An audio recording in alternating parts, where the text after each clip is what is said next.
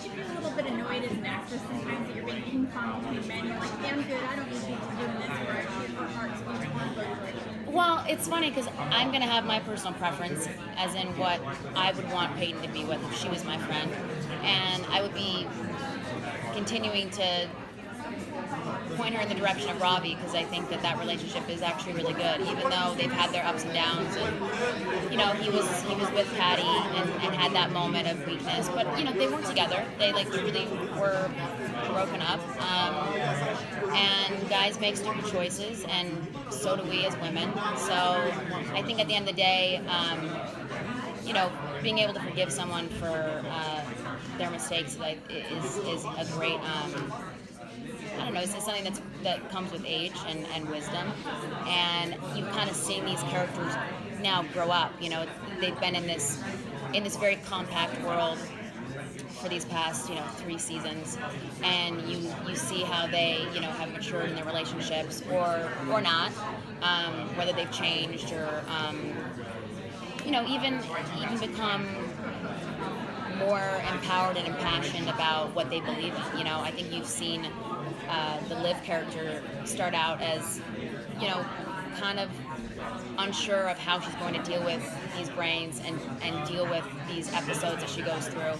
And then, as the storyline progresses, you see her handle them better and better. And even though, she's like, oh, what brain is it going to be this week? Like, she's prepared and ready to take on that person's characteristics and personality. And she's doing it for the better good of the zombies out there that need help. And the people that need their crime solved, that would be unsolved murders if it wasn't for her ability to see into their lives. Yeah, of all the characters, your character seems to have risen the most in her occupation over the last season. She's jumped some serious ladders at that stage in her career, and you kind of see her now juggling the role of being right hand to the mayor, but also as a prosecutor now. She was just an assistant DA, and she's now kind of forced into this position because so many people have left and scattered throughout the U.S. and away from Seattle because of these walls being built up around the city to kind of quarantine and trap out all the zombies inside. It kind of leaves her in this crisis of like, well, somebody needs to prosecute these zombie versus human murders, and you're kind of the only one around, so the job's yours now. Okay. Wait, let's do one more question, yeah. Are we going to see more maybe zombie on zombie or zombie on human crimes now with the wall being up? Yeah, you're going to see all of it. I think this year kind of the rule book is like thrown out in a way. I mean, obviously we have our zombie rules, but in a sense of what's going to go down, it's like anything now, because anything goes. The secret's out, the world knows, it's not a mystery anymore.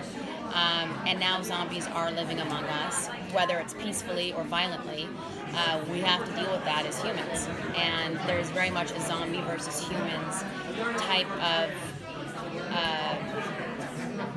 scenario happening here, and you're either on one team or the other. I think that obviously Peyton knows what it's like to be a human because she is a human, and so therefore she sympathizes with the people out there that are having a hard time accepting the zombies. But she's also super aware of how these zombies are being segregated and being treated when some of them are not violent and are not acting out and are not killing innocent humans for brains, but that they need to be fed and they need food, and the only way for them to feed is off of the brain. So I think that she sees both sides of the story on this one. But I think only a few characters could really say that because she kind of has a foot in each world.